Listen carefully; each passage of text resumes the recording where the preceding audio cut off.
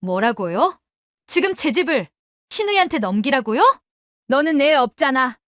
신우는 애를 낳았으니까 내가 양보해야지. 제 입에서 비명이 터져 나왔어요. 손에 들고 있던 휴대전화가 바닥으로 떨어졌죠. 쿵. 작은 소리였는데도 심장이 내려앉는 것 같더라고요. 그날은 평범한 토요일이었어요. 남편은 거실에서 텔레비전을 보고 있었고 저는 부엌에서 저녁 준비를 하고 있었죠. 그런데 시어머니에게 전화가 왔어요. 어머니, 예, 어디야? 집인데요. 잠시 정적이 흘렀어요. 그리고 들려온 말. 다음 주에 집 바꾸자. 순간 무슨 말인지 이해가 안 됐어요. 네, 내 집이랑 신우이 집. 칼로 자르듯 단호한 목소리였어요. 어머니, 무슨 말씀이세요?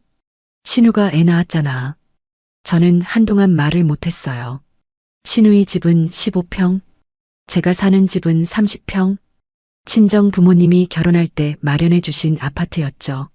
제 명의였고요. 대출도 없었어요. 아버지가 평생 공장 다니며 모은 돈, 어머니가 시장에서 옷 장사하며 모은 돈, 그 돈으로 해준 집이었어요. 그런데 시어머니는 너무 당연하다는 듯 말했죠. 애 키우려면 넓은 집이 필요하잖아. 그래도 그건 너는 애 없잖아. 그 한마디에 숨이 턱 막혔어요. 결혼한 지 10년. 아이를 갖기 위해 병원도 다녔어요. 시험관 시술도 여러 번 했고요. 그때마다 남몰래 울었죠. 그런데 시어머니는 그걸 너무 쉽게 말하더라고요. 너는 둘이 살면 되잖아. 어머니, 가족끼리 도와야지. 전화가 끊어졌어요.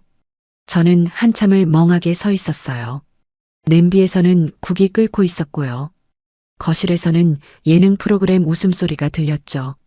그런데 제 귀에는 아무것도 안 들어왔어요. 잠시 후 남편이 부엌으로 들어왔어요. 누구야? 저는 떨리는 목소리로 말했어요. 어머니, 왜? 집 바꾸래. 남편은 놀라지도 않았어요. 오히려 고개를 끄덕였죠. 그 모습에 등골이 서늘해졌어요. 알고 있었어? 응. 순간 숨이 멎을 듯한 순간이 찾아왔어요. 알고 있었다고? 며칠 전에 얘기 들었어. 그런데 나한테 말도 안 했어? 남편은 냉장고에서 물을 꺼내 마시더니 태연하게 말했어요. 그게 그렇게 화낼 일이야? 저는 귀를 의심했어요. 이 집이 어떤 집인데? 어차피 가족끼리 사는 건데. 내 집이야. 우리 집이지. 남편은 너무 자연스럽게 말했어요. 마치 이미 결정된 일처럼. 마치 제가 반대하면 이상한 사람인 것처럼. 핏대선 얼굴로 남편을 바라봤어요. 친정에서 해준 집이야. 알아. 내 명의고. 알아. 그런데 왜 받고? 남편은 한숨을 쉬더라고요. 신우가 힘들잖아. 그래서 애도 태어났고. 그래서 내가 조금만 양보하면 돼. 그 순간 제 마음속에서 뭔가 툭 끊어지는 소리가 났어요. 양보. 결혼 후 10년 동안 참 많이 들은 말이었죠. 시댁 행사, 시누이 생활비, 시아버지 병원비, 명절 음식, 집안 대소사, 늘 제가 양보했어요. 가족이니까 그 말 하나로요. 그런데 이번에는 달랐어요. 집이었으니까, 부동산이었으니까, 수억 원짜리 재산이었으니까, 게다가 시누이 집은 대출까지 남아 있었어요. 제가 알기로는 수천만 원이었죠. 그런데 그 집과 바꾸라고? 말도 안 되는 일이었어요. 그날 밤, 저는 잠을 이루지 못했어요. 천장만 바라봤죠. 새벽이 가까워질 무렵, 휴대전화가 울렸어요. 신우이였어요. 받기 싫었지만 받았죠. 새언니, 목소리가 들리자마자 불길했어요. 왜? 엄마한테 들었죠? 응. 잘 됐네요. 저는 귀를 의심했어요. 잘 됐다고? 무슨 뜻이야? 신우이는 웃으며 말했어요. 애기 키우려면 넓은 집 필요하잖아요. 당연하다는 말투, 고맙다는 말도 없었어요. 미안하다는 말도 없었고요. 마치 자기 것이 원래 자기 자리로 오는 것처럼 그렇게 말하더라고요. 다음 달 안으로 정리해요. 순간 제 손이 떨렸어요. 누가 그렇게 결정했어? 엄마랑 오빠, 오빠, 제 남편이죠. 그 이름이 들리는 순간 심장이 쿵 내려앉았어요. 남편까지 이미 한편이었다는 뜻이니까. 전화가 끊긴 뒤에도 한동안 움직일 수 없었어요. 창밖은 아직 어두웠어요. 그런데 제 결혼 생활도 그 어둠 속에 있는 것 같더라고요. 그리고 저는 몰랐어요. 며칠 뒤 시어머니와 시누이 그리고 남편이 준비한 계획이 단순히 집 교환이 아니라는 걸, 제 명의 아파트를 통째로 빼앗기 위한 시작이었다는 걸 말이에요. 그 사실을 알게 된 순간 저는 병원 응급실 침대 위에 누워 있었어요. 그리고 제 손에는 절대로 봐서는 안 될 문서 한 장이 들려 있었죠. 그 종이를 보는 순간 제 얼굴은 새하얗게 질렸어요. 숨이 멎을 듯한 순간이었어요. 도대체 그 문서에는 무엇이 적혀 있었을까요? 그리고 남편은 왜 제 재산을 노리고 있었던 걸까요? 저는 그때까지만 해도 진짜 지옥은 이제부터 시작이라는 걸 모르고 있었어요. 응급실 천장을 바라보고 있었어요. 하얀 형광등이 눈을 찔렀죠. 간호사가 링거를 확인하고 나갔어요. 병실은 조용했는데 제 머릿속은 전혀 그렇지 않았어요. 손에는 구겨진 서류 한 장. 그 종이 때문에 응급실까지 오게 된 거였으니까요. 며칠 전 이야기예요. 시댁 식구들이 집으로 몰려왔어요.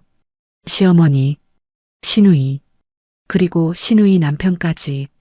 마치 이미 끝난 일을 통보하러 온 사람들 같았죠. 거실에 둘러앉은 모습이 이상했어요. 누구 하나 제 눈을 제대로 보지 않았거든요. 시어머니가 먼저 입을 열었어요. 좋게 좋게 하자. 좋게. 그 말이 왜 그렇게 싫던지요.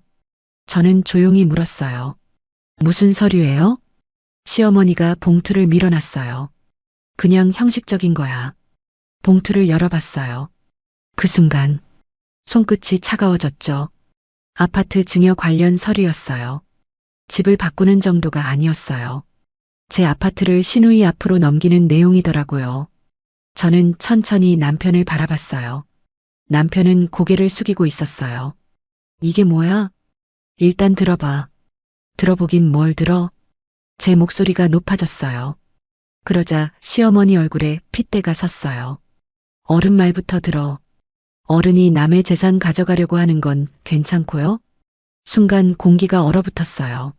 시누이가 코웃음을 치더라고요. 새언니 너무 예민하다. 예민? 제 집을 달라는 사람이 할 말은 아니었죠. 엄마 말대로 애도 없는데.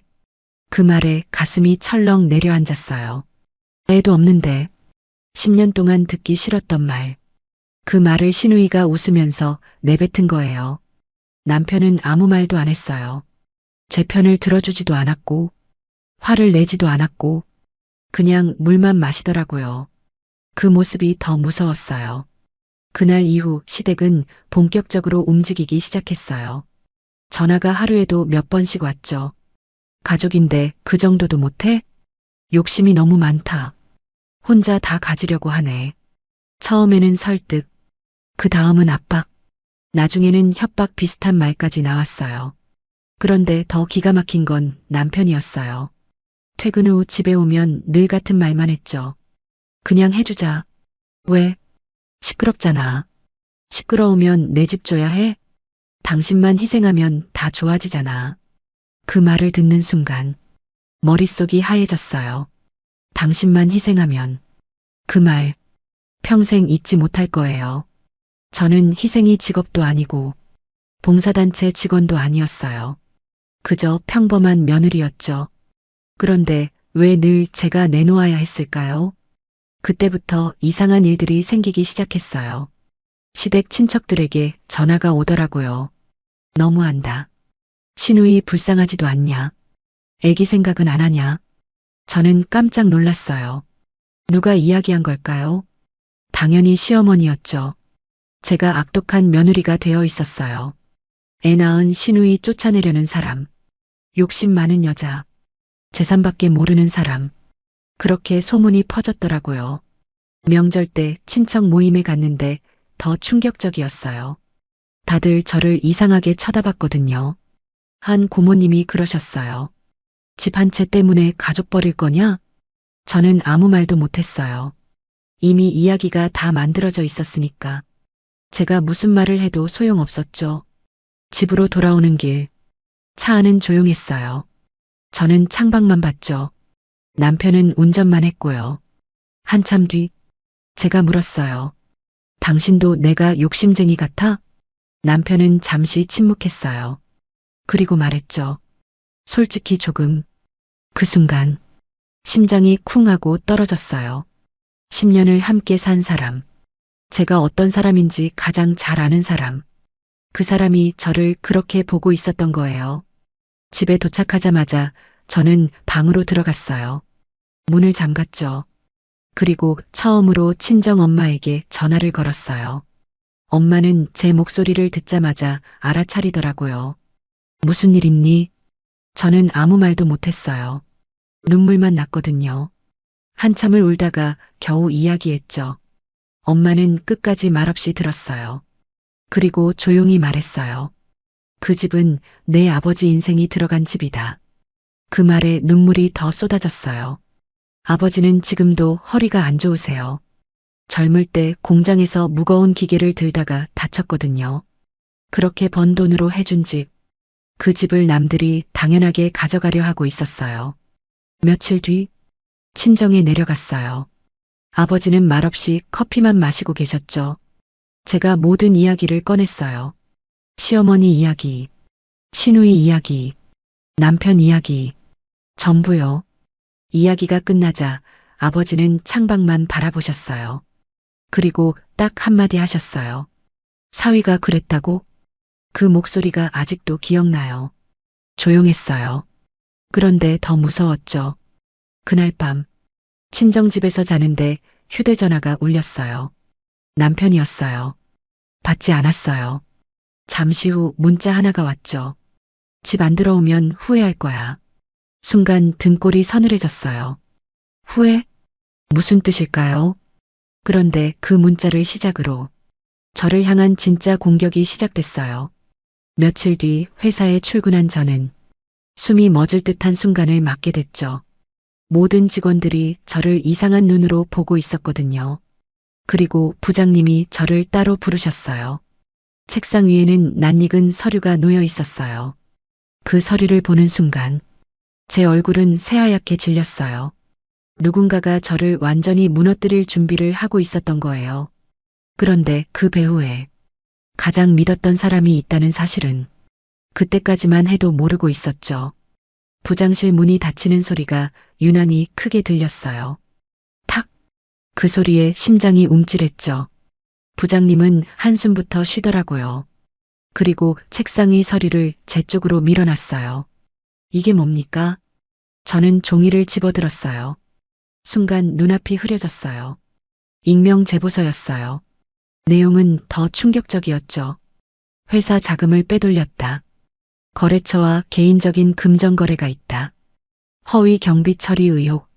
말도 안 되는 내용이 빼곡했어요. 저는 손이 떨렸어요. 이거 누가 보낸 거예요? 익명입니다. 전혀 사실이 아니에요.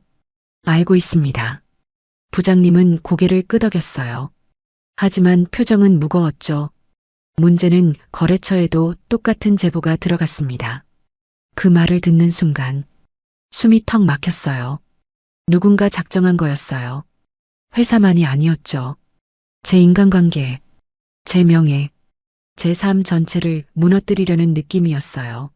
사무실로 돌아오는데 직원들 시선이 느껴졌어요. 수군거림도 들렸고요.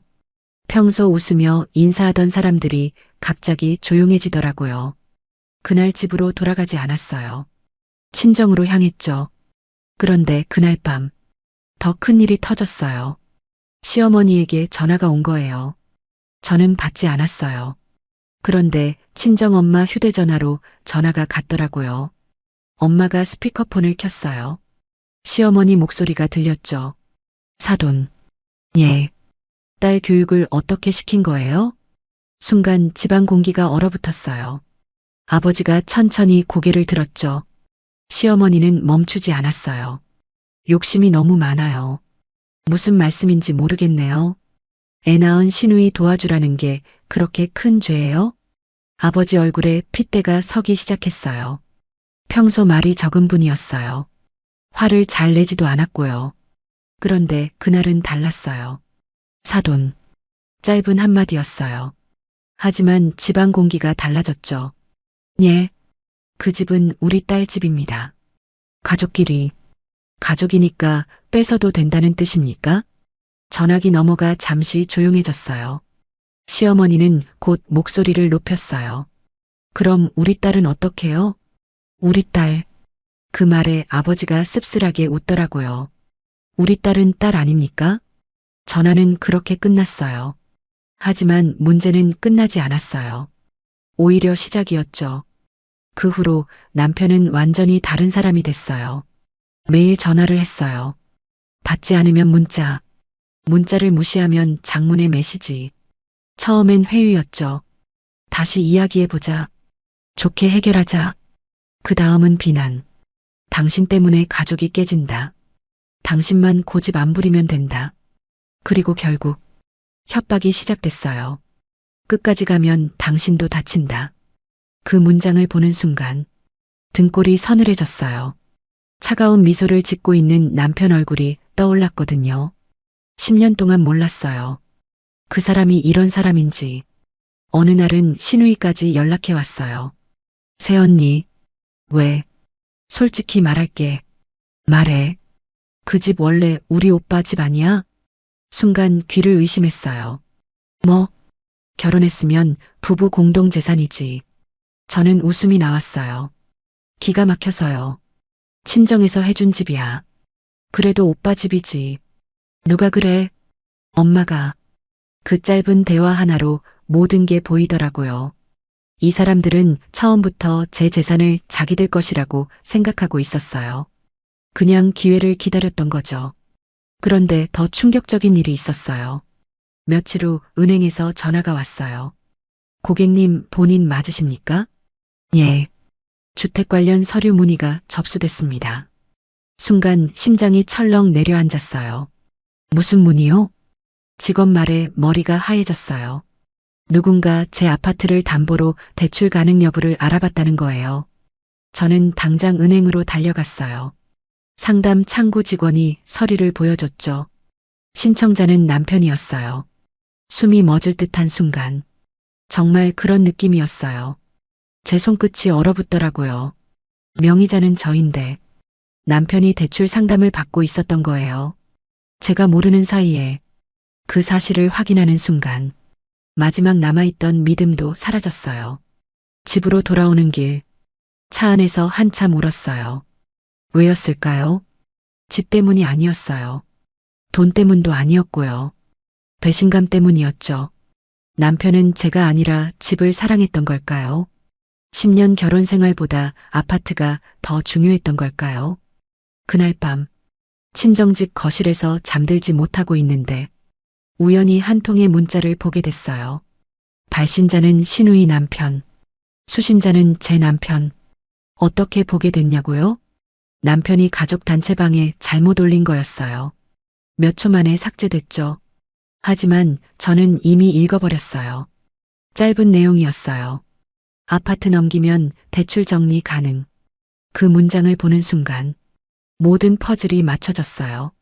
시누이 집은 생각보다 상황이 심각했던 거예요. 대출, 빚, 연체, 아마 훨씬 큰 문제가 있었던 거죠. 그리고 그 빚을 제 아파트로 해결하려 했던 거예요. 저는 손에서 휴대전화를 놓쳤어요. 쿵, 바닥에 떨어졌죠. 핏대선 얼굴로 아버지가 물었어요. 왜 그러냐? 저는 대답도 못했어요. 화면만 보여드렸죠. 문자를 읽은 아버지 얼굴이 굳어졌어요. 그리고 처음으로 말했어요. 이건 가족 싸움이 아니다. 짧은 말이었어요. 하지만 의미는 컸죠. 이건 재산 범죄에 가까운 일이었으니까. 그런데도 시댁은 멈추지 않았어요. 오히려 더 대담해졌죠. 며칠 뒤, 제 앞으로 등기 우편 하나가 도착했어요. 봉투를 뜯어본 순간 저는 그대로 의자에 주저앉고 말았어요. 그 안에는 제가 상상도 못한 내용이 들어 있었거든요. 그리고 그 서류 한 장이 시댁과 남편을 한순간에 무너뜨릴 결정적인 단서가 될 줄은 그때는 아직 모르고 있었어요. 이 봉투를 뜯는 순간 손끝이 떨렸어요. 좋은 내용은 아닐 거라고 생각했죠. 하지만 그 안에 들어있던 서류는 제 예상보다 훨씬 심각했어요. 이혼 예고 통지서, 그리고 재산분할 관련 내용. 저는 한참 동안 종이만 바라봤어요. 눈을 여러 번 비볐죠. 혹시 잘못 본 건 아닐까 싶어서요. 그런데 아니더라고요. 남편 이름이 선명하게 적혀 있었어요. 그 밑에는 더 황당한 문장이 있었죠. 혼인 기간 중 형성된 재산에 대한 권리 주장. 저는 헛웃음이 나왔어요. 혼인 기간 중 형성된 재산? 그 집은 결혼 전에 이미 제 명의였어요. 친정에서 마련해 준 집이었고요. 남편도 그 사실을 누구보다 잘 알고 있었죠. 그런데도 이런 서류를 보냈다는 건 이미 법적으로도 집을 가져갈 생각이었다는 뜻이었어요. 그날 저녁, 아버지가 조용히 말씀하셨어요. 변호사 만나자. 그 한마디에 마음이 조금 놓이더라고요. 혼자 싸우는 기분이 아니었거든요. 다음 날, 저는 친정 부모님과 함께 변호사 사무실을 찾았어요. 중년의 변호사는 서류를 하나씩 넘겨보더니 안경을 벗었어요. 그리고 저를 바라봤죠. 이 집은 결혼 전에 취득한 재산 맞습니까? 예. 명의도 본인 명의고요? 예. 변호사는 고개를 끄덕였어요. 그럼 쉽게 건드릴 수 없습니다. 그 말을 듣는 순간 가슴을 짓누르던 돌덩이 하나가 조금 내려가는 기분이었어요. 하지만 다음 말이 더 중요했죠. 다만 저는 긴장했어요. 다만 상대방이 집요하게 움직인 흔적이 있습니다. 변호사는 서류 몇 장을 따로 꺼냈어요. 대출 조회 기록. 예. 증여 서류 초안. 예. 재산분할 사전 준비. 저는 입술을 깨물었어요. 변호사는 천천히 말을 이었죠. 계획적으로 접근한 정황이 보입니다. 순간 등골이 서늘해졌어요. 제가 느꼈던 불안이 틀리지 않았던 거예요. 우연이 아니었어요. 실수도 아니었고요. 처음부터 계획이 있었던 거죠. 그날 이후 저는 움직이기 시작했어요. 조용히, 아주 조용하게요. 남편은 제가 겁먹고 있을 거라고 생각했어요. 시어머니도 그랬고요. 시누이 역시 마찬가지였죠. 그들은 몰랐어요. 제가 모든 통화 내용을 정리하고 있다는 걸. 문자도 저장하고 있었고요. 카카오톡 대화도 백업해두고 있었죠. 심지어 시어머니가 했던 말, 시누이가 했던 말, 전부 기록하고 있었어요. 어느 날 밤, 시어머니 전화가 또 걸려왔어요. 저는 녹음 버튼을 누른 뒤 받았어요. 여보세요. 생각해봤니? 무슨 말씀이세요? 진말이다. 시어머니는 한숨을 쉬더니 말했어요. 너는 애도 없잖아. 그 말 또 나왔죠. 신우는 애가 셋이 될 수도 있는데. 어머니, 내가 양보해야지. 왜요? 잠시 정적이 흘렀어요. 그리고 시어머니는 결정적인 말을 했어요. 그 집은 어차피 우리 집안 재산이야. 순간 손에 힘이 들어갔어요. 우리 집안 재산. 녹음은 계속되고 있었죠. 무슨 뜻이세요? 내가 죽으면 결국 우리 아들 거 아니냐. 순간 숨이 멎을 듯한 순간이 찾아왔어요. 그 말은 정말 충격적이었어요. 저는 아무 말 없이 통화를 이어갔어요. 시어머니는 모르고 있었죠. 자신이 무슨 말을 하고 있는지, 그리고 그 말이 나중에 어떤 결과를 가져올지. 며칠 뒤, 더 큰 증거가 들어왔어요. 그것도 예상치 못한 곳에서 시누이 남편이 술을 마신 뒤 제게 전화를 걸어온 거예요. 실수였겠죠. 사람은 술이 들어가면 입이 느슨해지잖아요. 형수, 왜요? 그냥 빨리 끝내요. 뭐려? 집 넘기면 다 끝나잖아요. 저는 최대한 침착하게 물었어요. 왜 그렇게 집이 필요한데요? 그는 잠시 웃더라고요. 그 웃음소리가 아직도 기억나요. 차가운 미소 같았어요. 그리고 말했죠. 안 그러면 경매 들어가니까. 순간 심장이 크게 뛰었어요. 경매. 결국 나왔어요. 그 집안이 숨기고 있던 진짜 이유. 신우이 집 상황이 생각보다 훨씬 심각했던 거예요. 대출만 있는 게 아니었어요. 연체, 압류 위험, 경매 직전. 그래서 제 집을 노린 거였죠. 제 집을 받아 대출을 일으키거나 재산을 옮기거나 어떤 방식으로든 위기를 넘기려 했던 거예요. 통화를 끊은 뒤 저는 변호사에게 바로 연락했어요. 자료를 모두 전달했죠. 며칠 후 변호사가 말했어요. 충분합니다. 예, 상대방은 아직 모릅니다. 그 말에 가슴이 두근거렸어요. 무얼요? 변호사는 조용히 웃더라고요. 본인들이 남긴 증거가 얼마나 많은지요.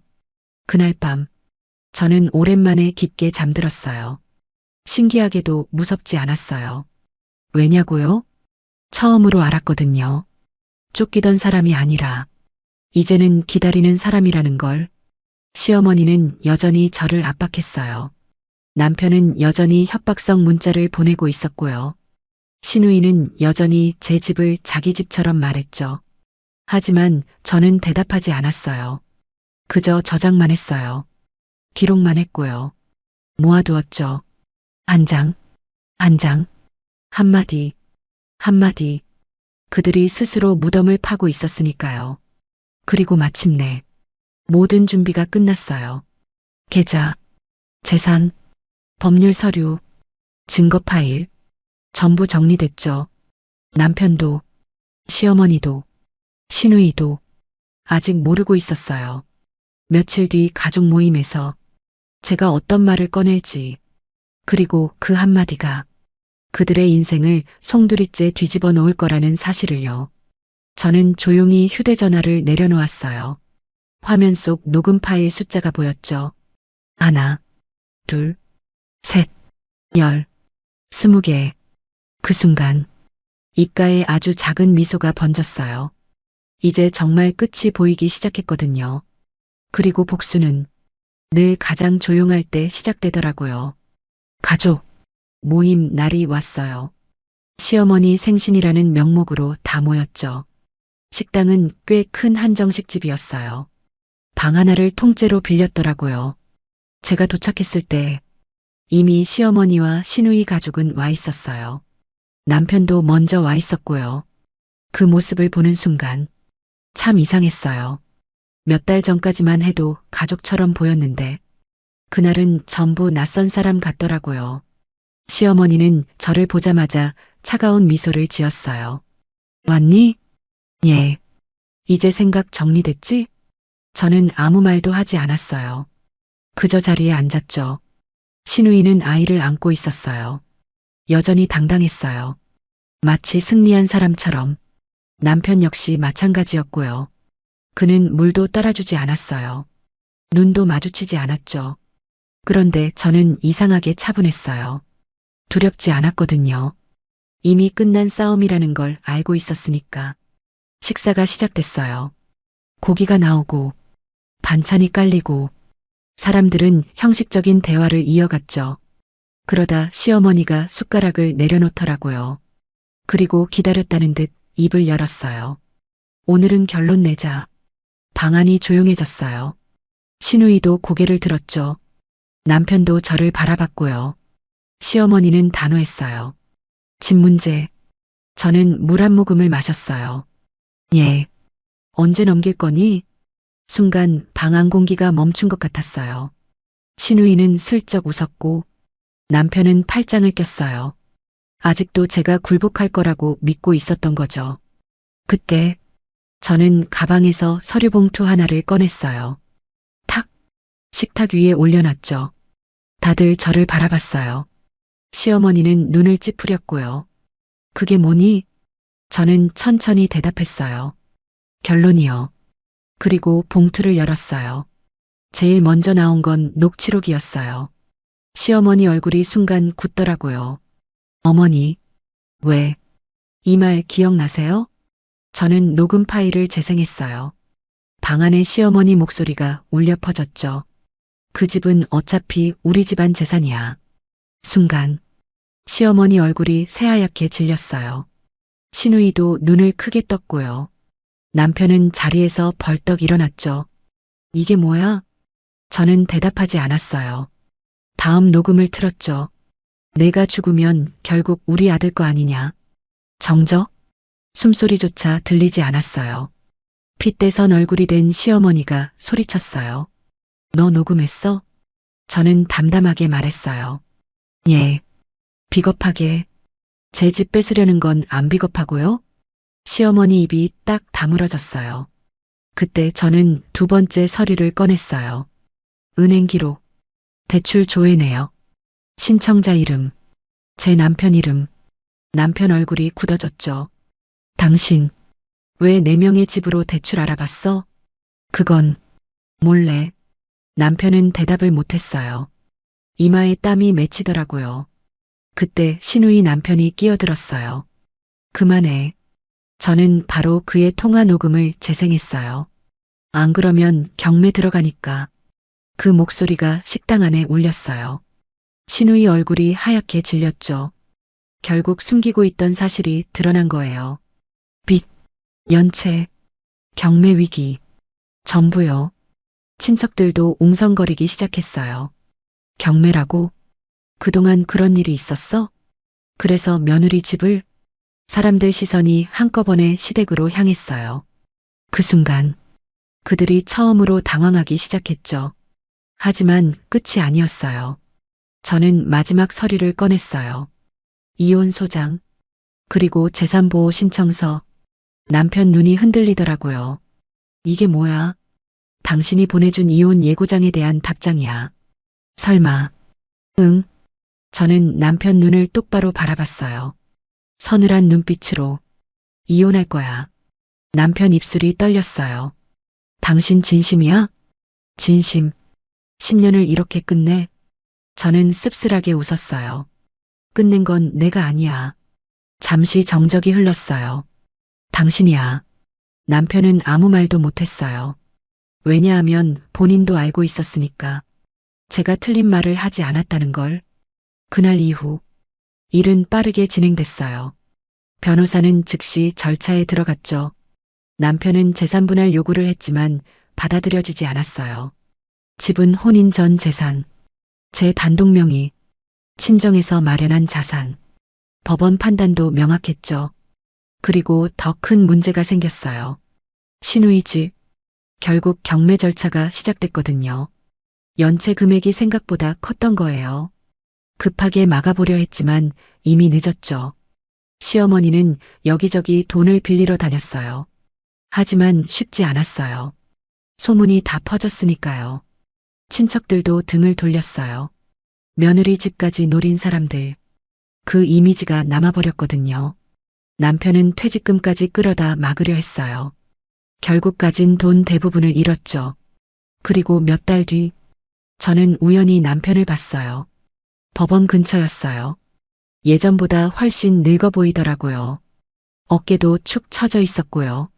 그는 저를 보자 잠시 멈췄어요. 그리고 말했죠. 한 번만 다시 생각해주면 안 돼? 저는 잠시 바라봤어요. 한때 사랑했던 사람이었으니까. 하지만 떠오른 건 그 말이었어요.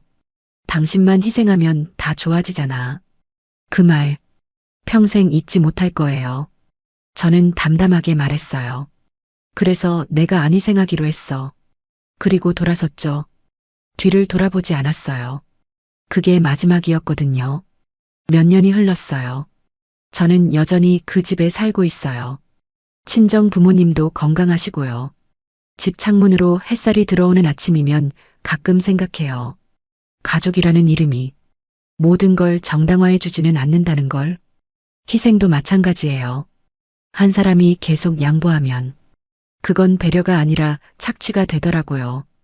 그날 제가 집을 지킨 건 부동산 하나를 지킨 게 아니었어요. 제 인생을 지킨 거였죠. 혹시 지금 이 이야기를 듣고 계신 분들 중에도 가족이라는 이유로 당연하게 희생하고 계신 분이 있다면 딱 한 번만 생각해 보세요. 정말 가족이라면 왜 늘 당신만 내놓아야 하는 걸까요? 그리고 기억하세요. 참는 사람은 착한 사람이 아니라 이용당하기 쉬운 사람이 될 수도 있다는 걸요. 그 사실을 깨달은 순간 제 인생은 비로소 다시 시작됐어요. 여러분은 어떻게 생각하시나요? 아이를 낳았다는 이유로 친정에서 해준 30평 아파트를 시누이 집과 바꾸라는 시어머니, 그리고 당신만 희생하면 다 좋아지잖아 라고 말한 남편. 만약 여러분이라면 끝까지 참으셨을까요? 아니면 저처럼 단호하게 선을 그으셨을까요? 댓글로 여러분의 생각을 남겨주세요. 잘했다. 너무했다. 나라면 이렇게 했다. 어떤 의견도 좋습니다. 여러분의 경험담도 함께 들려주세요. 혹시 비슷한 일을 겪어보신 분이 계시다면 많은 분들에게 큰 도움이 될 것 같네요.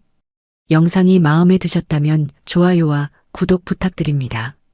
여러분의 응원 한마디가 더 좋은 사연을 만드는 힘이 됩니다. 다음 사연에서는 더 충격적이고 현실적인 이야기로 찾아올게요. 끝까지 함께 해주셔서 감사합니다. 여보, 방금 뭐라고 했어요? 처음부터 그 건물 때문에 결혼했다고? 여보, 지금 무슨 말 하는 거예요? 제 목소리가 병원 복도를 울렸어요. 지나가던 간호사가 깜짝 놀라 뒤를 돌아봤죠. 남편은 고개를 푹 숙인 채 아무 말도 하지 않았어요. 그런데 그 옆에 서 있던 여자가 대신 입을 열더라고요. 이제 그만하세요. 어차피 다 끝난 일이에요. 처음 보는 여자였어요. 짙은 향수 냄새, 반듯하게 차려입은 정장, 그리고 제 남편 팔짱을 끼고 서 있는 모습. 순간 귀에서 웅하는 소리가 났어요. 눈앞이 흐려졌죠. 몇 시간 전만 해도 이런 일이 벌어질 거라고는 상상도 못했거든요. 그날 새벽이었어요. 친정 엄마한테 전화가 왔죠. 전화기 너머로 울음소리가 들렸어요. 아버지가 쓰러지셨다. 손이 덜덜 떨리더라고요. 급히 옷을 챙겨 입고 병원으로 달려갔어요. 응급실 앞. 새벽 공기가 차갑게 느껴졌죠. 숨이 멎을 듯한 순간이었어요. 평생 강하던 아버지가 산소호흡기를 끼고 누워 계셨거든요. 친정엄마는 의자에 주저앉아 계셨어요. 밤새 우셨는지 눈이 퉁퉁 부어 있었죠. 의사가 뭐래요? 일단 지켜보자고 하네. 그 말에 가슴이 철렁 내려앉았어요. 아버지는 평생 건설업을 하셨죠. 큰 부자는 아니었지만 성실하게 사셨어요. 그러다 몇 년 전 상가 건물 하나를 정리하면서 제 앞으로 작은 건물 한 채를 넘겨주셨어요. 딸도 노후 준비는 해야지. 그 말이었어요. 저는 받을 생각도 없었죠. 하지만 아버지는 끝내 제 손에 등기 서류를 쥐어주셨어요. 남편도 그 자리에서 고맙다고 했고요. 그때만 해도 몰랐어요. 그 건물이 우리 부부 인생을 갈라놓을 줄은. 병실 앞에서 밤을 새우고 있는데 남편이 나타났어요. 평소보다 늦었죠. 미안해. 일이 좀 있었어. 피곤한 얼굴이었어요. 그런데 이상했어요. 휴대폰을 계속 숨기더라고요. 누군가와 메시지를 주고받는 것 같았죠. 잠시 후 복도로 나가 통화까지 했어요. 전화를 끊고 들어오는 남편 얼굴. 핏대선 얼굴이었어요. 마치 큰일이라도 난 사람처럼. 무슨 일 있어요? 아니야. 짧게 말하더라고요. 그때는 신경 쓸 겨를도 없었어요. 아버지 상태가 더 중요했으니까요. 그런데 그날 오후 친정엄마가 이상한 말을 꺼냈어요. 너희 건물 임대료 잘 들어오고 있니? 왜요? 아니, 그냥 말끝을 흐리시더라고요. 왠지 마음에 걸렸어요. 사실 건물 관리는 남편이 도맡아 했거든요. 저는 직장 다니느라 바빴고 남편이 세입자 관리도 하고 통장도 관리했죠. 믿었어요. 15년을 같이 산 사람이니까. 그런데 엄마 표정이 이상했어요. 뭔가 알고 있는 사람 같았죠. 그날 저녁 아버지 상태가 조금 안정됐다는 말을 듣고 집에 들렀어요. 씻고 다시 병원으로 갈 생각이었죠. 현관문을 여는데 이상한 냄새가 났어요.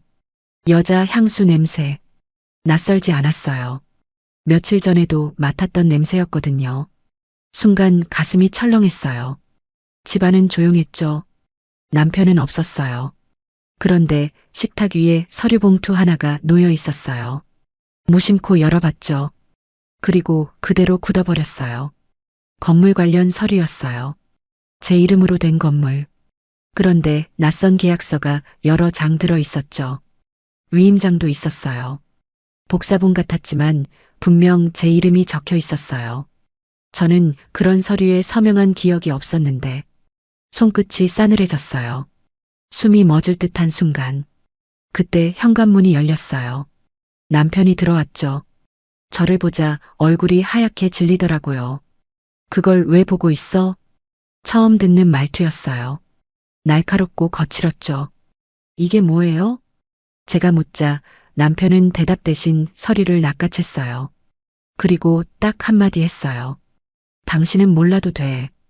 그 말에 머릿속이 하얘졌어요. 15년 동안 단 한 번도 듣지 못한 말이었거든요. 그날 밤 병원으로 돌아온 저는 잠을 이룰 수 없었어요. 아버지는 중환자실, 엄마는 지쳐서 잠든 상태, 남편은 연락조차 없었죠. 새벽이 가까워질 무렵 제 휴대폰이 울렸어요. 모르는 번호였어요. 망설이다 받았죠. 그러자 낮고 떨리는 목소리가 들려왔어요. 사모님 맞으시죠? 누구세요? 잠시 침묵. 그리고 이어진 말. 건물 때문에 꼭 드릴 말씀이 있습니다. 온몸에 소름이 돋았어요. 무슨 말인데요? 상대는 주변을 살피는 듯 숨을 죽였어요. 그리고 아주 작은 목소리로 말했죠. 사장님이 처음부터 건물 보고 결혼했다는 이야기 들으신 적 없습니까? 휴대폰이 손에서 미끄러질 뻔했어요. 차가운 미소를 짓던 남편 얼굴이 떠올랐죠. 설마, 아니겠지. 그럴 리 없다고 생각했어요. 하지만 그 전화는 끝이 아니었어요. 그날 아침, 병원 복도에서 제 인생을 뒤집어 놓을 여자를 만나게 되니까요. 그리고 그녀 입에서 나온 한마디가 모든 의심을 확신으로 바꿔버렸어요. 그 건물, 원래부터 우리 계획이었어요. 그 순간, 제 손에는 아직 아무 증거도 없었어요. 하지만 누군가의 인생을 끝낼 녹음 파일 하나가 이미 제 곁으로 다가오고 있었죠. 그 건물, 원래부터 우리 계획이었어요. 여자는 분명 그렇게 말했어요. 병원 복도 공기가 갑자기 무거워졌죠. 저는 한동안 아무 말도 못했어요. 남편은 당황한 얼굴로 여자를 끌고 가려 했고요. 그만해. 왜요? 이제 와서 숨기게. 여자가 비웃듯 말했어요. 남편 얼굴에 핏대가 섰죠. 주변 사람들이 하나둘 쳐다보기 시작했어요. 저는 벽을 짚고 겨우 서 있었어요. 숨이 멎을 듯한 순간. 그때 중환자실 문이 열리더니 간호사가 나왔어요. 보호자분 계세요? 아버지 이야기를 듣는 순간. 저는 남편이고 여자고 따질 정신이 없어졌어요. 다행히 상태는 조금 안정됐다고 했죠. 하지만 마음은 전혀 안정되지 않았어요. 머릿속엔 계속 그 말만 맴돌았거든요. 원래부터 계획이었다. 도대체 무슨 뜻일까? 며칠 동안 저는 병원과 집을 오가며 아버지를 돌봤어요. 남편은 점점 늦게 들어왔죠. 아니, 어떤 날은 아예 들어오지도 않았어요. 전화하면 회의 중이라고 했고, 문자 보내면 바쁘다고 했죠. 예전 같으면 믿었을 거예요. 그런데 이제는 아니더라고요. 작은 행동 하나도 의심스러웠어요. 그러던 어느 날, 병원 매점에서 커피를 사는데 낯익은 사람이 보였어요. 우리 건물 1층 세입자였죠. 반갑게 인사하려는데 표정이 이상했어요. 저를 보자 깜짝 놀라더라고요. 사모님 여기 계셨어요? 네. 사장님한테는 말씀 안 드렸는데 말을 하다 멈췄어요. 저는 직감했죠. 뭔가 있다는 걸. 무슨 일이에요? 세입자는 한참 망설이다 입을 열었어요. 건물 매각하는 거 아니었어요? 순간 심장이 내려앉았어요. 무슨 말씀하세요? 사장님이 곧 건물 주인 바뀐다고 해서요. 손에 들고 있던 커피가 바닥으로 떨어졌어요. 종이컵이 굴러갔죠. 세입자는 더 놀란 얼굴이었어요. 사모님 모르셨어요? 저는 대답도 못했어요. 몸이 굳어버렸거든요. 건물 매각? 그 건물은 제 명의였어요. 제 허락 없이는 팔 수 없었죠. 최소한 저는 그렇게 알고 있었어요. 그날 저녁, 집으로 돌아온 저는 처음으로 남편을 기다렸어요. 밤이 깊어졌죠. 10시, 11시, 자정, 그리고 새벽. 남편은 새벽이 다 돼서야 들어왔어요. 술 냄새가 났죠. 어디 갔다 왔어요? 남편은 귀찮다는 듯 외투를 벗었어요. 또 왜? 건물 판다는 얘기 들었어요. 그 순간 남편 손이 멈췄어요.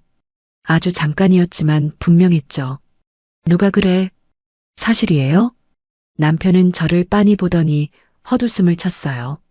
차가운 미소였어요. 처음 보는 얼굴. 낯선 사람 같았죠. 당신은 건물 관리도 안 하잖아. 그래서요?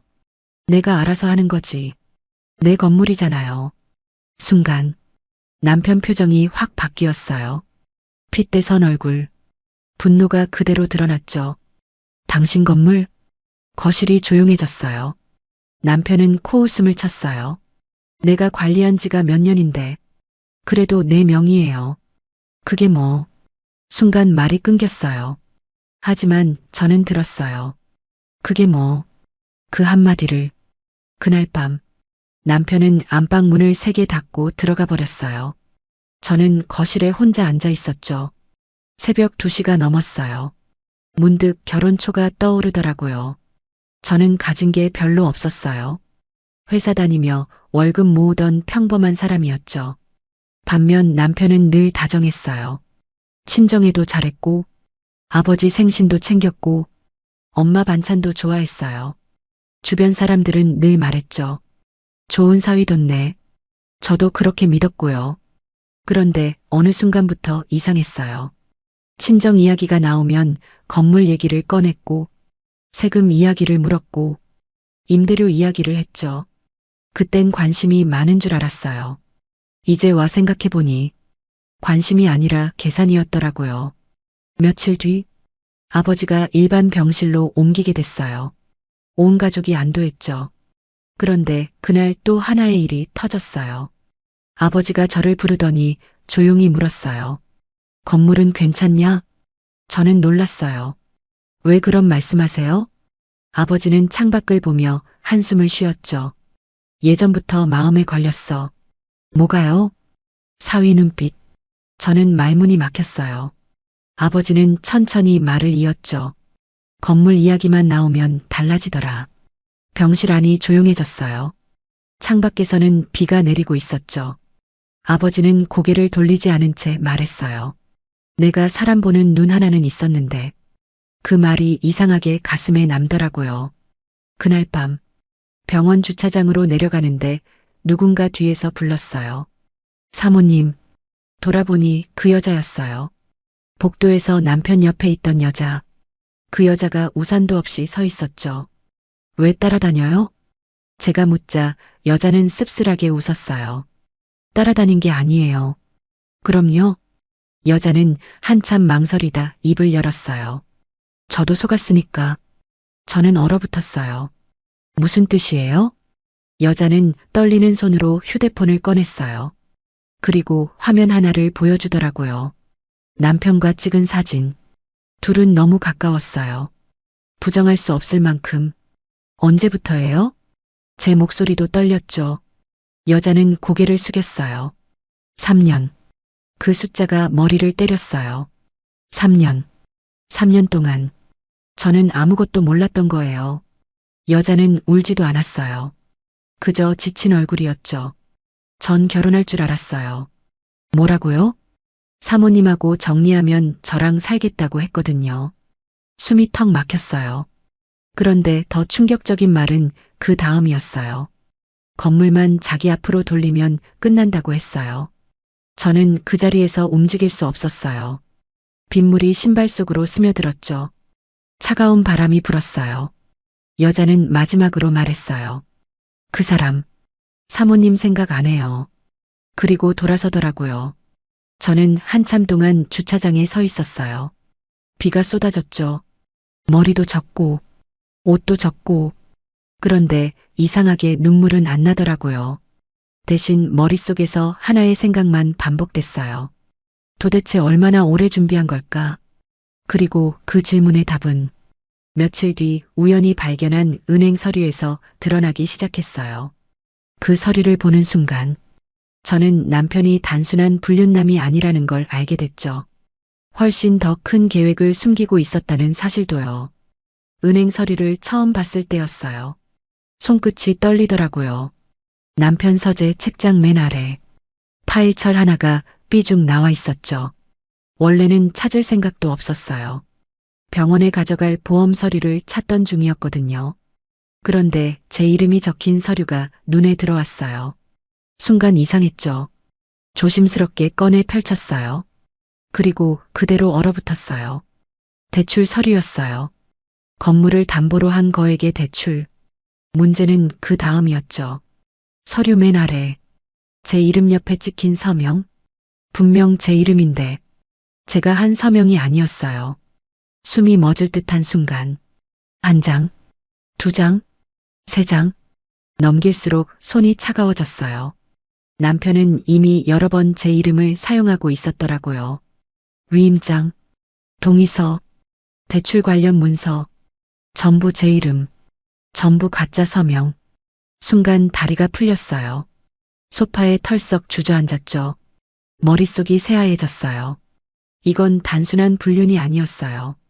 재산을 노린 계획. 아주 오래전부터 준비된 계획. 그날 밤 남편은 아무 일도 없다는 듯 들어왔어요. 치킨 한 마리를 사들고 왔더라고요. 당신 좋아하잖아. 예전 같으면 웃었겠죠. 그런데 이제는 아니었어요. 닭 냄새가 역하게 느껴졌어요. 남편은 소파에 앉아 텔레비전을 켰어요. 마치 아무 일도 없는 사람처럼.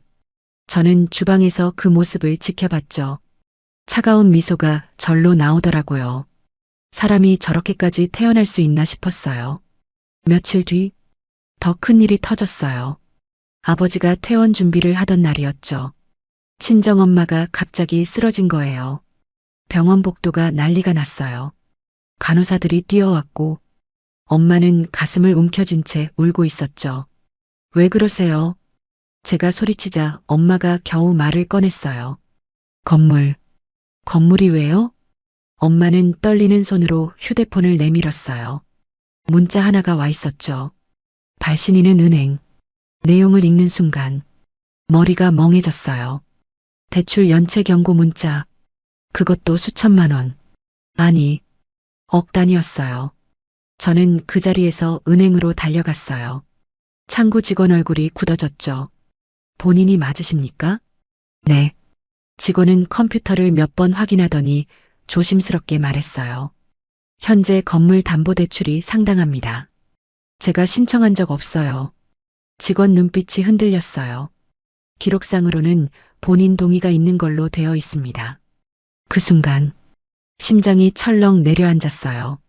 남편이 제 이름으로 빚까지 만든 거였어요. 밖으로 나오는데 다리가 후들거렸죠. 건물이 문제가 아니었어요. 잘못하면 집도, 재산도, 모든 걸 잃을 수 있는 상황이었거든요. 그날 밤 남편에게 따졌어요. 서류를 식탁 위에 던졌죠. 이게 뭐예요? 남편은 놀라지도 않더라고요. 오히려 한숨을 쉬었어요. 결국 받네. 순간 분노가 치밀었어요. 내 이름으로 대출까지 받았어요? 남편은 물 한 잔을 마시더니 태연하게 말했어요. 다 당신 위해서 한 거야. 그 말에 헛웃음이 나왔죠. 날 위해서? 투자였어. 무슨 투자요? 남편 얼굴이 굳어졌어요. 핏대선 얼굴. 이제는 숨기지도 않더라고요. 건물 하나 가지고 뭘 그렇게 난리야. 그 말을 듣는 순간 15년 결혼 생활이 무너지는 소리가 들리는 것 같았어요. 건물 하나? 그 건물은 아버지가 평생 모은 돈으로 마련한 거였어요. 제 노후였고 부모님의 마음이었죠. 그런데 남편은 아무 가치도 없다는 듯 말하고 있었어요. 당신 미쳤어요? 제가 소리쳤어요. 그러자 남편도 벌떡 일어났죠. 내가 여기까지 키웠잖아. 뭐라고요? 당신 혼자 살았으면 건물 관리나 했겠어? 순간 정적이 흘렀어요. 그 말은 잊을 수가 없어요. 마치 모든 속마음이 튀어나온 것 같았거든요. 내가 키웠다. 내가 관리했다. 내가 만들었다. 결국 자기 거라는 뜻이었죠. 그날 이후 남편은 완전히 달라졌어요. 늦게 들어오는 건 기본. 생활비도 안 주더라고요. 심지어 친정까지 무시하기 시작했어요. 아버지가 태어난 날, 병문안을 온 남편은 딱 10분 있다가 나갔어요. 아버지는 아무 말 안 했죠. 그런데 돌아서는 남편을 보는 눈빛이 달랐어요. 서늘한 눈빛. 무언가 확신한 사람 같았죠. 그리고 며칠 후, 아버지가 저를 불렀어요. 이제 말해야겠다. 무슨 말씀이세요? 아버지는 오래된 서류 봉투 하나를 꺼냈어요. 누렇게 변한 봉투였죠. 사위 처음 만났을 때 조사했었다. 순간 놀랐어요. 조사요? 아버지는 천천히 고개를 끄덕였어요. 사업 실패한 적 있더라. 저는 처음 듣는 이야기였어요. 남편은 늘 회사원이라고 했거든요. 평범한 직장인, 성실한 사람. 그게 전부인 줄 알았죠. 그런데 아니었어요. 아버지는 서류를 건넸어요. 거기엔 과거 사업부도 기록이 있었어요. 수억 원 채무, 신용불량 직전, 그리고 여러 건의 민사소송. 숨이 턱 막혔어요. 왜 이제 말씀하세요? 아버지는 긴 한숨을 내쉬었죠. 사람은 변할 수 있다고 믿었어. 병실 창문 밖으로 저녁 햇살이 들어오고 있었어요. 아버지 얼굴은 지쳐 보였죠. 근데 내가 틀렸더라. 그 말이 유난히 아프게 들렸어요. 집으로 돌아오는 길, 차 안에서 계속 생각했어요. 처음부터였을까? 처음부터 건물이 목적이었을까? 그런데 그 질문은 오래가지 않았어요. 며칠 뒤 남편의 휴대폰에서 우연히 발견한 문자 하나가 모든 의문을 끝내버렸거든요. 그 문자에는 이런 내용이 적혀 있었어요. 건물 명의만 넘어오면 이혼 진행하자. 발신자는 그 여자. 그리고 남편의 답장. 딱 한 줄. 조금만 더 참아. 그 순간 눈앞이 캄캄해졌어요. 15년. 15년을 속은 거였어요. 그런데 더 끔찍한 건 그들의 계획이 거의 완성 단계라는 사실이었죠. 그리고 저는 그때까지도 몰랐어요. 남편이 이미 제 계좌까지 손대고 있다는 걸. 며칠 후 은행에서 걸려온 한 통의 전화가 모든 걸 파멸 직전까지 몰고 가게 됩니다. 전화는 오전에 왔어요. 회사에서 일하던 중이었죠. 모르는 번호라 그냥 끊으려 했는데 이상하게 받게 되더라고요. 고객님 맞으십니까? 네. 상대는 은행 직원이었어요. 목소리가 조심스러웠죠. 확인할 사항이 있어서 연락드렸습니다. 순간 불길했어요.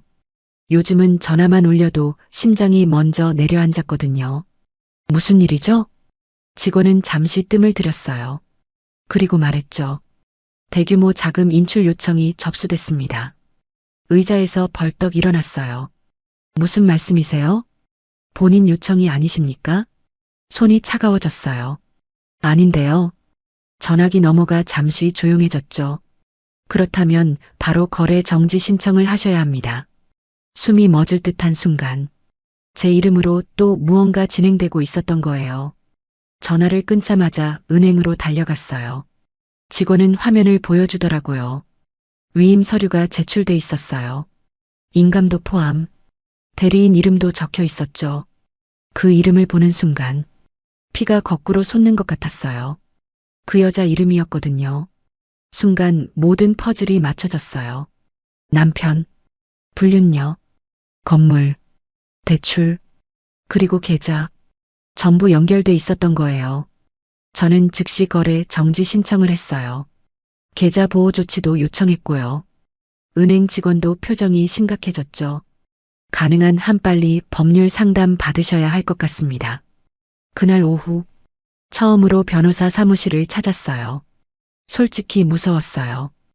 평생 법원 근처도 안 가본 사람이었으니까요. 변호사는 조용히 서류를 넘겨봤어요. 대출 서류, 위임장, 문자 캡처, 계좌 기록. 한참을 보던 변호사가 안경을 벗었죠. 그리고 한마디 했어요. 생각보다 심각합니다. 목이 바짝 말랐어요. 어느 정도인데요? 변호사는 차분하게 말했어요. 사문서 관련 문제도 가능하고. 잠시 멈췄죠. 재산 편취 시도도 의심됩니다. 그 말을 듣는 순간 분노보다 허탈함이 먼저 오더라고요.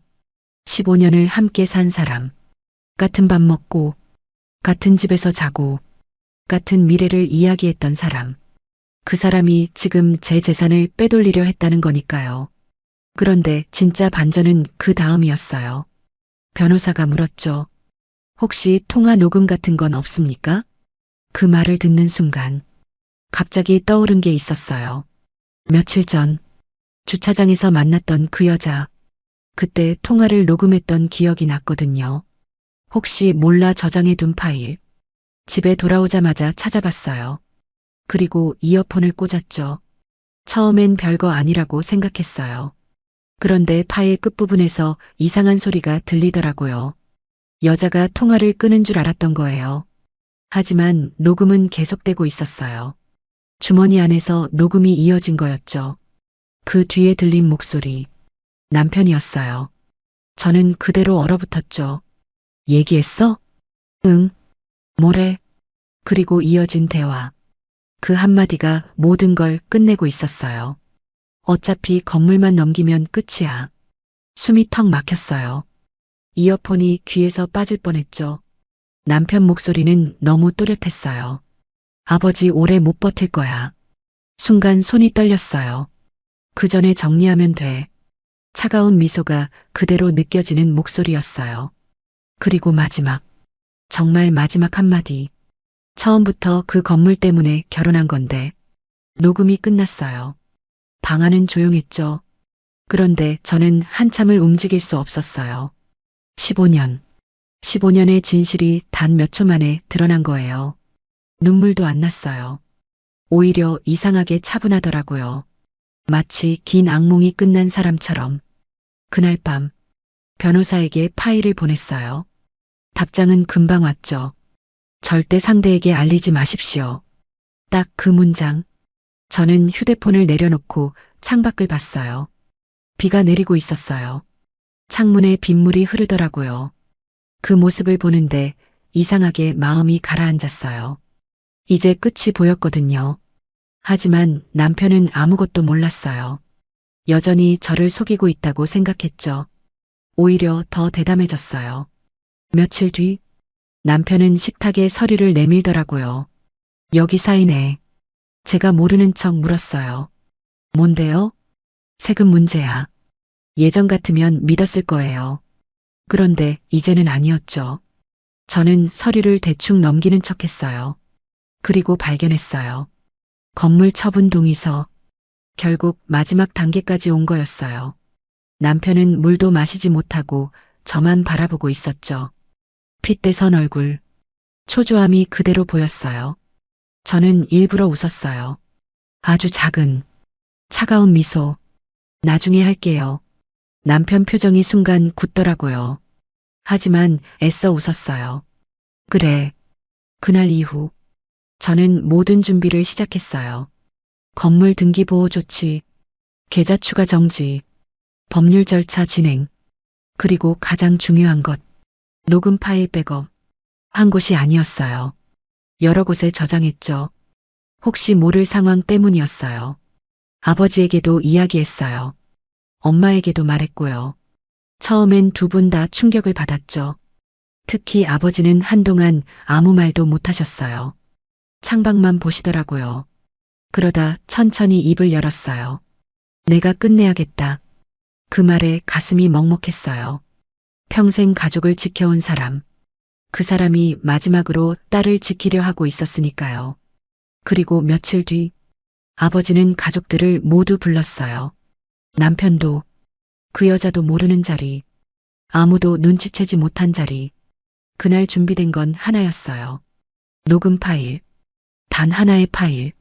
하지만 그 파일 하나가 남편의 인생, 불륜녀의 미래, 그리고 탐욕으로 쌓아 올린 모든 계획을 무너뜨리게 되죠.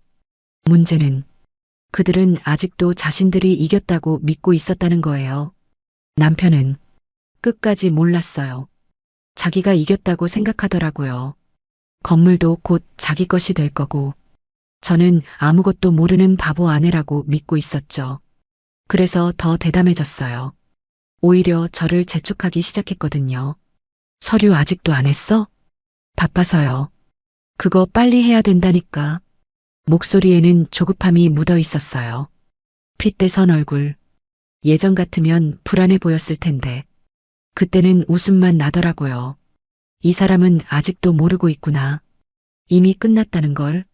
며칠 뒤 아버지가 가족 모임을 하자고 했어요. 퇴원 후 처음이었죠. 작은 식당이었어요. 친정 식구들이 다 모였죠. 오빠 부부, 여동생, 엄마, 그리고 저와 남편. 남편은 무척 밝은 표정이었어요. 아버지가 건강을 회복한 기념이라고 생각한 거죠. 그날따라 정장까지 입고 왔더라고요. 아버님 건강해지셔서 다행입니다. 듣기 좋은 말도 많이 했어요. 엄마 반찬 이야기도 하고, 예전 추억도 꺼내고, 옆에서 듣는데 소름이 돋더라고요. 어떻게 저렇게 연기를 할 수 있을까? 아버지는 말없이 식사만 하셨어요. 표정도 없었죠. 서늘한 눈빛. 딱 한 번 남편을 바라보는데 그 눈빛을 저는 아직도 잊지 못해요. 식사가 끝날 무렵 아버지가 조용히 입을 열었어요. 할 말이 있다. 식당 안이 조용해졌죠. 남편도 자세를 바로 했어요. 그 순간까지도 눈치채지 못했어요. 아버지는 천천히 휴대폰을 꺼냈어요. 그리고 제게 고개를 끄덕였죠. 저는 준비한 파일을 재생했어요. 처음엔 아무도 몰랐어요. 무슨 소리인지. 잠시 후 익숙한 목소리가 들렸죠. 어차피 건물만 넘기면 끝이야. 남편 얼굴이 굳었어요. 순간 숟가락이 손에서 떨어졌죠. 딸그락. 작은 소리가 유난히 크게 들렸어요.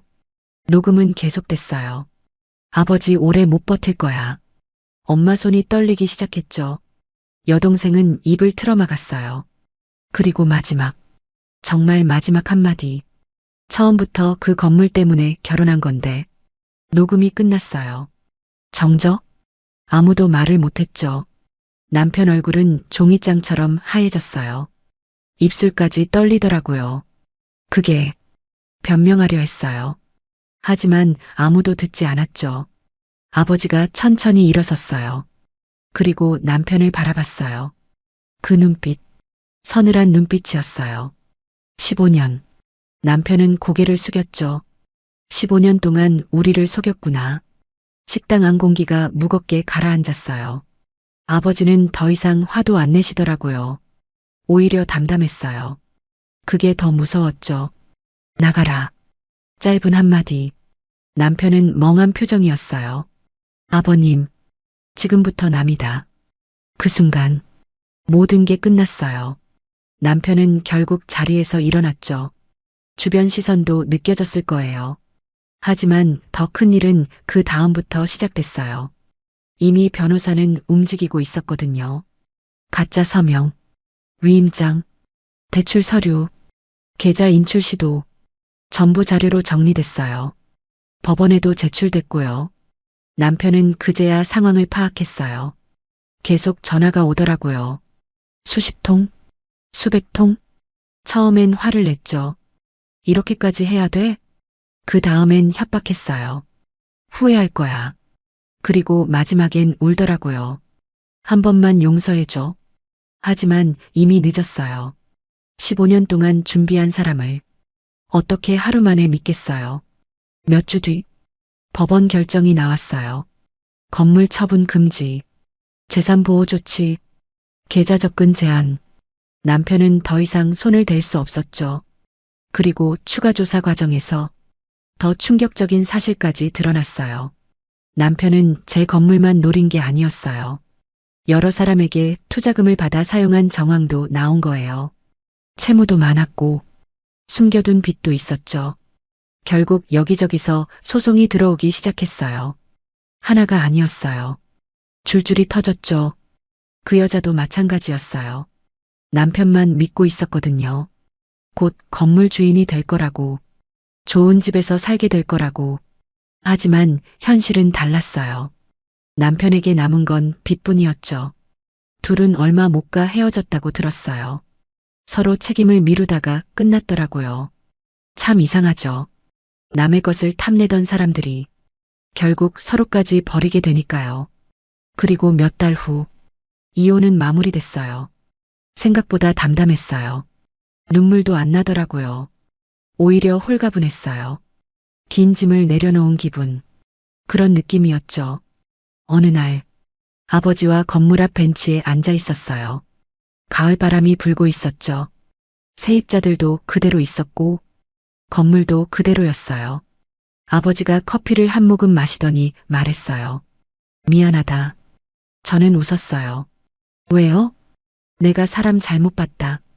그 말에 저는 고개를 저었죠. 아니에요. 잠시 침묵. 그리고 조용히 말했어요. 늦게라도 알게 됐잖아요. 아버지는 한참 동안 건물을 바라보셨어요. 햇빛이 벽에 비치고 있었죠. 참 평범한 풍경이었어요. 그런데 그날은 다르게 보이더라고요.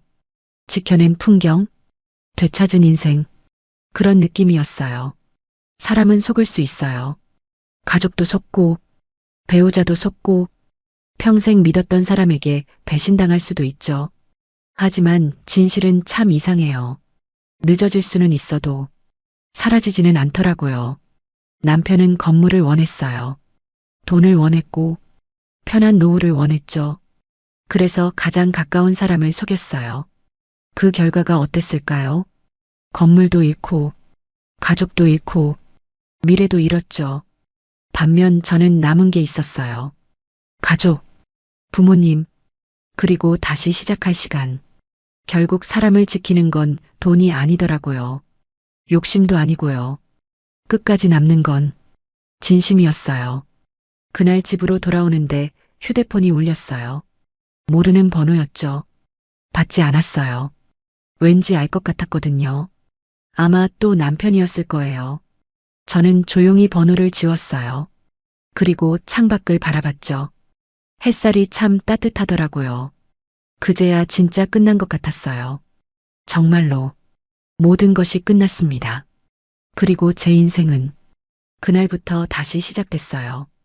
여러분은 어떻게 생각하시나요?